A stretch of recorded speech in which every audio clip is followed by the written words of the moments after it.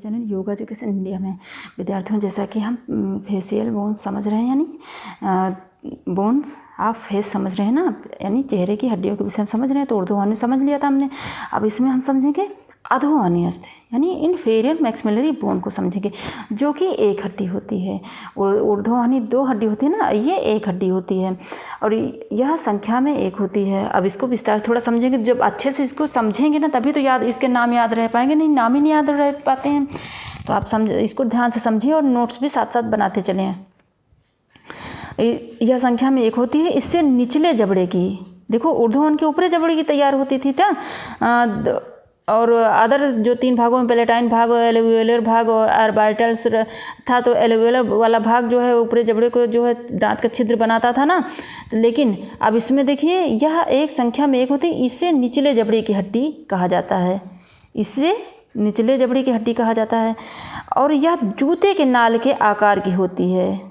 यह जो है जूते के नाल के आकार की होती है। जूता आप ध्यान दें तो जूते जैसे जूता बना रहता है, उसी ये जूते का नाल होता है, उसी तरह इसका भी आकार होता है।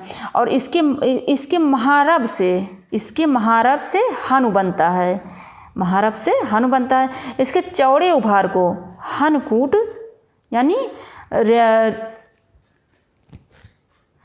राम्यूस ऑफ मैंडिबल कहते हैं इंग्लिश में इसको, और हिंदी में हनीकूट कहते हैं। और इसके 2 धरातल होते हैं। कितने धरातल होते हैं? 2 धरातल होते हैं। बाहरी उत्तल धरातल में होठ की गति प्रदान करने वाली, इसके जो है इसके 2 धरातल होते हैं, जो कि बाहरी उत्तल धरातल में होठ के गति प्रदान करने वाली पेशियां तथा भीतरी अवतल भाग में जीभ को गतिशील करने वाली पेशियां होती हैं। और इसका निचला भाग बहुत पतला होता है और उसमें से एक बहुत पतली मांसपेशी गले की ओर, किसकी तरफ? गले की ओर नीचे जाती है, जिसे प्लेटिस्मा कहा जाता है। दोबारा समझ लें। देखो अधो हनु अस्थ इन्फीरियर मैक्सिलरी बोन, जो कि गिनती में 1 है।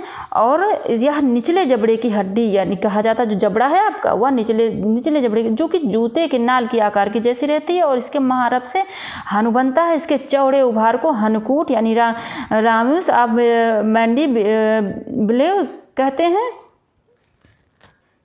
इसके 2 धरातल होते हैं। बाहरी उत्तल धरातल में इसी के 2 धरातल, बाहरी उत्तल धरातल में होठ चलता नहीं, होठ की गति प्रदान करने वाली पेशियां तथा भीतरी अवतल भाग में जीभ को गतिशील रखने वाली पेशियां होती हैं। बाहरी धरातल होठ को गति प्रदान करने वाली पेशियां होती है और भीतरी अवतल में जीभ को गतिशील प्रदान करने वाली यानी रखने वाली पेशियां होती हैं। और इसका निचला भाग जो होता है बहुत पतला, और उसमें ऐसे एक बहुत पतली मांसपेशी गले की ओर यानी नीचे जाती है। ठीक, चेहरा ऊपर ही तो है और गला नीचे है ना, तो वही। और जिसे क्या कहा जाएगा? प्लेटिस्मा कहा जाता है। तो आशा करते हैं विद्यार्थियों आपको अच्छे समझ में आ गया होगा।